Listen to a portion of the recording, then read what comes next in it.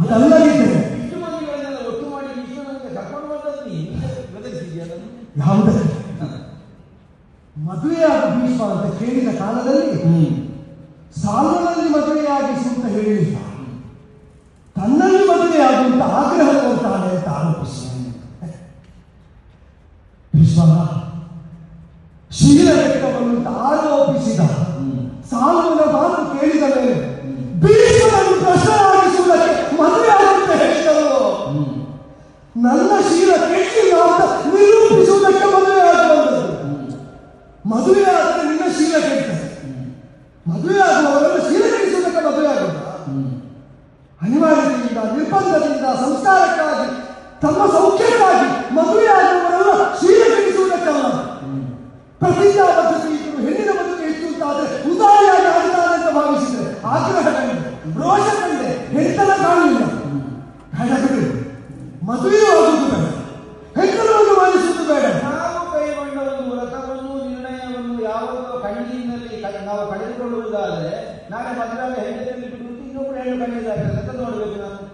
ನಾನು 4 ಗುರುಗಳಲ್ಲಿ ಶಸ್ತ್ರಶಾಸ್ತ್ರಗಳನ್ನು ಅರಿತರೆ ಉತ್ಕಟವಾದ ಮರಣವಂಚೆಯನ್ನು ಹೊಂದಿ ಸಾಯುವ ಕ್ಷಣದಲ್ಲಿ ಏನು ಧಾರಿಸ್ತಾನೋ ಜೀವ ಅದೇ ಆಗುತ್ತಾರೆ ಎಂಬ ಶಾಸ್ತ್ರವಾಕ್ಯವನ್ನು ಬಿಟ್ಟಿಯಲ್ಲ. ಓ ಭೀಷ್ಮ, ನನಗೆ ನೀನು ಅಲ್ಲ, ನಿನ್ನಲ್ಲಿ ನನಗೆ ಹಾಗೆ. ಅದಕ್ಕಾಗಿ ಬೆಂಕಿಬೇಕು ನನಗೆ, ಅದಕ್ಕಾಗಿ ಭಸ್ಮವಾಗಬೇಕು ನಾನು. ಭೀಷ್ಮರ ಜೊತೆಗಿನ ಆ ಹಗೆತನವನ್ನು ಸಾಧಿಸುವುದಕ್ಕಾಗಿ ಆಗುವುದು. ಹೆಣ್ಣಾದ ನಾನು ಆಯುಧ ಹಿಡಿ ಅಂದರೆ ಪಂಥಾಪಾರವಾಗಿ ಪರಿಗಣಿತವಾಗುತ್ತದೆ. ಆಯುಧ ಹಿಡಿಯುವುದಿಲ್ಲ, ಶಸ್ತ್ರಪಾಣಿಯಾಗಿ ಹೋರಾಡುವುದಿಲ್ಲ, ನಿನ್ನನ್ನು ಸೋಲಿಸುವ ಜೀವವಾಗಬೇಕೆಂಬ ಹಬ್ಬ ನನಗೆ. ಹೆಣ್ಣಾಗಬೇಕು ಅಂತಿರಲಿಲ್ಲ, ಗಂಡಾಗಬೇಕು ಅಂತಿರಲಿಲ್ಲ, ಭೀಷ್ಮನನ್ನು ಸೋಲಿಸುವ ಜೀವ ಇದಾಗಬೇಕು. ಇದೊಂದೇ ಹಬ್ಬವನ್ನು ಹೊತ್ತು ಅಗ್ನಿಕುಂಡಕ್ಕೆ ಹೋಗುತ್ತೇನೆ. ಸಪ್ತಾರ್ಚಿ ಅದರ ಉರಿ ಏನು ಅಂತ ಬ್ರಹ್ಮಚಾರಿ ಭೀಷ್ಮ ಪ್ರತಿಜ್ಞಾಬದ್ಧನಾಗಿ ಉಳಿದ ಕಾಲದಲ್ಲಿ ನಿನ್ನ ಬದುಕಿನ ಅನುಭವಕ್ಕೆ ತಲುಪುತ್ತದೆ. ವಿರೋಧಿಸುವುದಿಲ್ಲ ಭೀಷ್ಮ. ಅಗ್ನಿಯ ಉರಿ, ನಾ ಹೊಕ್ಕ ಉರಿ, ಹಗೆಯ ಹೊಗೆ, ಅದು ನಿನ್ನನ್ನು ಉರಿಸ್ತದೆ, ನಿನ್ನನ್ನು ನೋಡಿಸ್ತದೆ. ಕರೆ ಭೀಷ್ಮ, ನಿನಗೆ ಪ್ರತಿಜ್ಞೆ ದೊಡ್ಡದಲ್ವ? ಪ್ರತಿಜ್ಞೆಯನ್ನು ಇವತ್ತಿನಿಂದ ಬ್ರಹ್ಮಚಾರಿ, ಲೋಕದಲ್ಲಿದ್ದ ಹೆಣ್ಣು ಮಕ್ಕಳಲ್ಲ ಏನು ನನಗೆ ಆಚಾರ್ಯ ಭೀಷ್ಮ. ಅಂಬಾ ಶಬ್ದಕ್ಕೆ ತಾಯಿ ಒಂದು ಅರ್ಥ ಉಂಟು, ತಾಯಿ ಒಂದು ಅರ್ಥ ಉಂಟು. ಪ್ರತಿಜ್ಞೆ ನಡೆಸುವ ಫಲದಲ್ಲಿ ಹೆಣ್ಣೊಬ್ಬಳು ತಾಯಿಯಾಗುವ ಅವಕಾಶವನ್ನೇ ನಿರಾಕರಿಸಿದ ಭೀಷ್ಮ. ಕರಿ ಪ್ರತಿಜ್ಞೆ ಉಳಿಸಿದ ಪಾಲಿಸಿ ಸಾಧಿಸುವುದಕ್ಕಾರು ಅಗ್ನಿಯ ಒಡಲು ಹೋಗುವ ಕಾಲದಲ್ಲಿ ಒಳಗಿನಿಂದ ಕರಿ ಭೀಷ್ಮ. ಅಮ್ಮ ಅಮ್ಮ ಅಮ್ಮ ಕರಿ.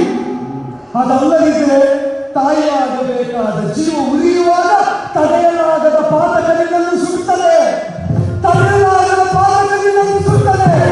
ಈಗಲಾದರೂ ಹೆಂಡತಿಯಾಗಿ ಬೇಡ ಅಂತಿದ್ದವರನ್ನು ತಾಯಿಯಾಗಿ ಕರೆದು ಸತ್ತ ಮೇಲಾದರೂ ಒಮ್ಮೆ ಶೀಲಗೆಡ್ಲಿಲ್ಲ, ಒಮ್ಮೆ ಶೀಲಗೆಡ್ಲಿಲ್ಲ ಅಂತ ಆ ಸಂಬೋಧನೆಯಿಂದ ನಿರೂಪಿಸು.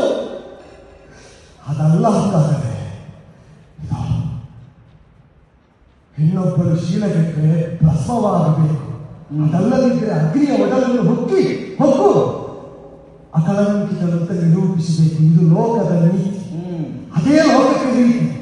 ಶೀಲ ಇದ್ದ ಹೆಣ್ಣೊಬ್ಬಳನ್ನು ಶೀಲಗೆಟ್ಟವರಾಗಿ ರೂಪಿಸಿದ ಲೋಕದಲ್ಲಿ ಅವರ ಶೀಲವನ್ನು ರೂಪಿಸುವ ಸಾಧ್ಯತೆ ಇದ್ದು ಕೂಡ, ಪರಿಶುದ್ಧವಂತ ನಿರೂಪಿಸುವ ಸಾಧ್ಯತೆ ಇದ್ದರೂ ಕೂಡ ಪ್ರತಿಜ್ಞಾಬದ್ಧತೆಗಾಂತು ನಿಂತು ಅವನಿಗೆ ಬಂದ ಮಿಥ್ಯಾಪವಾದಕ್ಕೆ ಹೆಗಲು ಪಡೆದಂತಹ ಶಿಕ್ಷೆ ಇಲ್ಲೋ ಭೀಷ್ಮ? ಭೀಷ್ಮ ಶಿಕ್ಷೆ ಇಲ್ಲೋ? ಇದೆ. ಶಿಕ್ಷಾರೂಪರಾಗಿ ನಾನು ಬರ್ತೇನೆ, ನಾನೇ ಬರ್ತೇನೆ. ನಾನು ನಿನ್ನ ಶಿಕ್ಷೆಯಾಗಿ, ನಿನ್ನ ವ್ಯಸನವಾಗಿ, ನಿನ್ನ ನೋವಾಗಿ, ನಿನ್ನ ಚಿಂತಾಗಿ ಬರ್ತೇನೆ ಭೀಷ್ಮ. ಯಾರಿಗೆ ಅಂದರೆ ಪ್ರತಿಜ್ಞಾಬದ್ಧರಾದ ಭೀಷ್ಮನ ಎದುರಿನಲ್ಲಿ ಭೀಷ್ಮನ ಪ್ರತಿಜ್ಞೆಯಾಗಿ ಉರಿ